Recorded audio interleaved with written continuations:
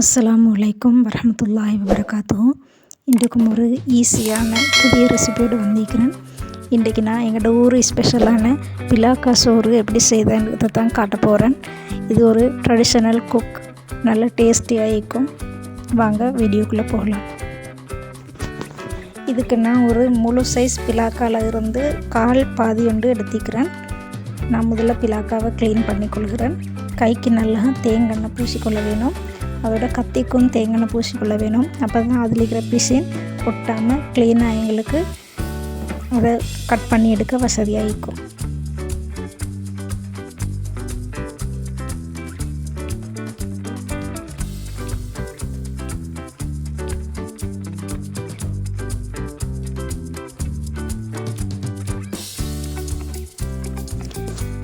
தனித்தனி சுளைகளாக பிலாக்கா எல்லாத்தையும் கலட்டி போட்டுட்டு நல்லா கழுவி சின்ன சின்ன துண்டுகளாக கட் பண்ணிக்கொள்கிறேன்.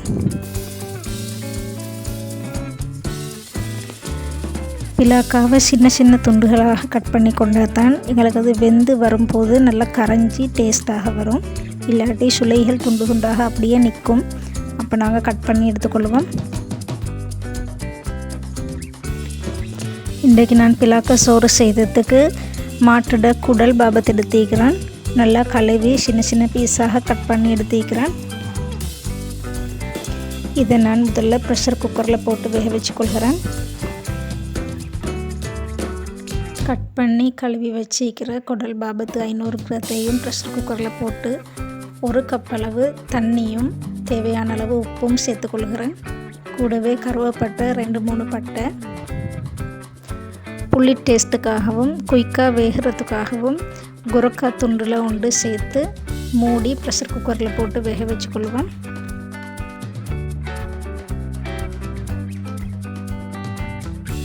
அடுத்தது நான் தேவையான பச்சை மிளகாய், வெங்காயம் எல்லாத்தையும் கட் பண்ணி எடுத்துக்கொள்கிறேன். இதுக்கு தக்காளி சேர்க்குறதில்லை. தேவையான அளவு வெங்காயம், பெரிய பச்சை மிளகாய் உண்டு, இஞ்சி, பூண்டு, கறிவேப்பிலை, ரம்பை இது எல்லாத்தையும் கட் பண்ணி எடுத்துக்கொள்கிறேன். எங்களுக்கு எவ்வளோ தேவையோ அதுக்கேற்ற மாதிரி கட் பண்ணி கொண்டா சரி.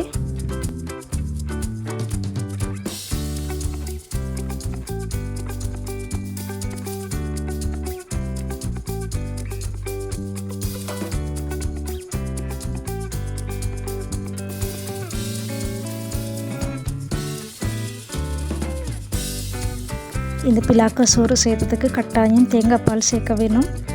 இப்போ நான் இதுக்கு முழுசாக ஒரு தேங்காயை திருவி எடுக்க போகிறேன்.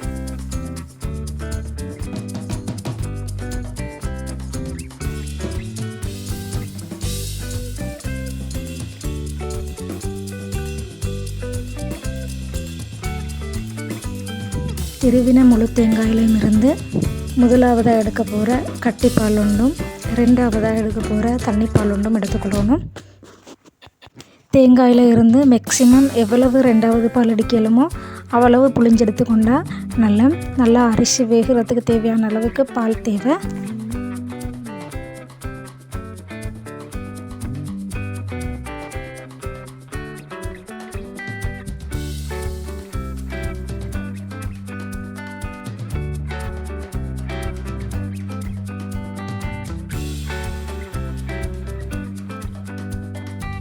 இது நான் சோறாக்குறதுக்கு தேவையான அரிசி எடுத்துக்கொள்கிறேன். நான் இன்றைக்கி 3 பேருக்கு தேவையான மாதிரி சாப்பாடு செய்ய போகிறேன். இதுக்கு நான் ரைஸ் குக்கர் கப்பில் இருந்து 3 கப் அரிசி எடுத்துக்கிறேன். நான் இன்றைக்கி கீரி சம்பாவில் தான் செய்ய போகிறது. பொதுவாக இந்த பிலாக்கா பிரியாணி செய்கிறதுக்கு பச்சரிசி தான் நிறைய பேர் பாவிப்பாங்க. காரணம் என்னென்னா பச்சரிசி அவசரமாக குழையக்கூடியது, அதோட பாலில் வேகும் போது டேஸ்ட் ஆகிக்கும். கீரி சம்பாவும் அதை விட டேஸ்ட் ஆகிக்கும்ன்றதுனால நான் இன்றைக்கி கீரி சம்பா எடுத்துக்கிறேன். உங்களுக்கு எந்த அரிசி நீங்கள் வளமையாக வீட்டில் பாவிக்கிறோ அந்த அரிசியாலேயே செஞ்சு கொள்ள இயலும். ஃபஸ்ட்டுக்கு அரிசி நல்லா கழுவி ரைஸ் குக்கரில் போட்டு பரத்தி கொள்ளணும். அதோடு நாங்கள் ஏற்கனவே கழுவி கட் பண்ணி வச்சுக்கிற பிலாக்காவையும் மேலுக்கால போட்டுக்கொள்வோம். அதோடு நான் பலாவித்து கொஞ்சம் கட் பண்ணி கழுவி வச்சுருந்தேன், அதையும் சேர்த்துக்கொள்கிறேன். கட் பண்ணி வச்சுக்கிற வெங்காயம், பச்சை மிளகாய், கருவேப்பிலை, ரம்பை இதெல்லாத்தையும் சேர்த்துக்கொள்கிறேன். கூடவே இஞ்சி பூண்டையும் சேர்த்துக்கொள்கிறேன். நான் 2ஐயும் கட் பண்ணி தான் போட்டு வைக்கிறது. உங்களுக்கு வேணுமெண்டா நல்லா பேஸ்ட் ஆக்கியும் போட்டுக்கொள்ள இயலும். வெந்தயம் 1/4 டீஸ்பூன் அளவுக்கு எடுத்துக்கிறேன். கூடவே கருவா 2 பட்டை சேர்த்துக்கொள்கிறேன். ஏற்கனவே நான் குடல்லையும் கருவா சேர்த்திக்கிறதுனால கருவா மிச்சமாக சேர்க்கல. ஏலக்காய் 2. குடல் நல்லா 5 விசில் பட்டு வெந்ததுக்கு பிறகு விசிலெல்லாம் விட்டுட்டு அதில் வச்சு குரக்காவை புறக்கி எடுத்துக்கொள்வோம். குடல் எல்லாத்தையும் ரைஸ் குக்கரில் கொட்டிக்கொள்கிறேன். அடுத்தது நான் இதை வேக வைக்கிறதுக்காக நாங்கள் புளிஞ்சி வச்சுக்கிற பாலில் 2வது பாலை எடுத்துக்கொள்கிறேன். தேவையான அளவு உப்பு சேர்த்துக்கொள்ளணும். உப்பு நாங்கள் ஏற்கனவே குடல் வைக்கும்போது சேர்த்ததுனால பார்த்து சேர்த்துக்கோங்க. மிளகு 2 டீஸ்பூன் அளவுக்கு சேர்த்துக்கொள்கிறேன். மஞ்சள் தூள் 1 டீஸ்பூன் அளவுக்கு சேர்த்துக்கொள்கிறேன்.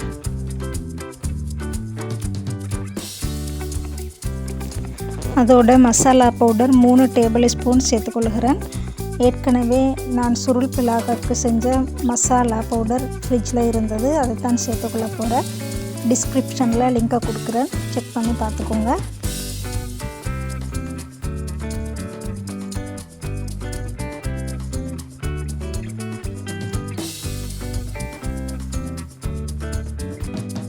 எல்லாம் மிக்ஸ் பண்ணி கிளறி விட்டதுக்கு பிறகு அந்த தண்ணி பால் எல்லாத்தையும் நாங்கள் ரைஸ் குக்கரோடு சேர்த்துக்கொள்வோம்.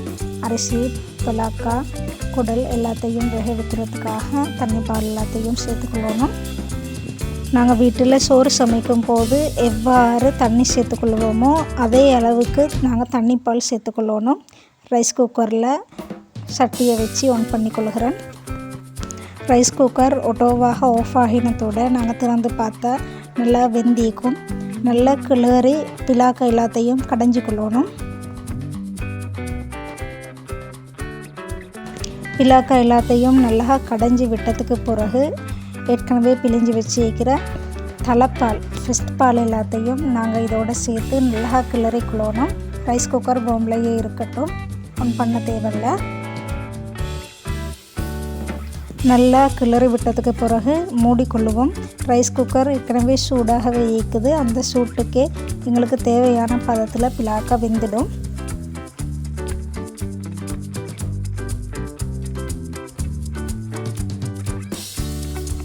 வெரி டேஸ்டியான ஒரு பிரியாணி ரெசிபி தான் இது. இன்ஷா அல்லாஹ் ட்ரை பண்ணி பாருங்கள். இதை வாழை இலையில் போட்டு சாப்பிட்டா இன்னும் அல்டிமேட்டாக இருக்கும்.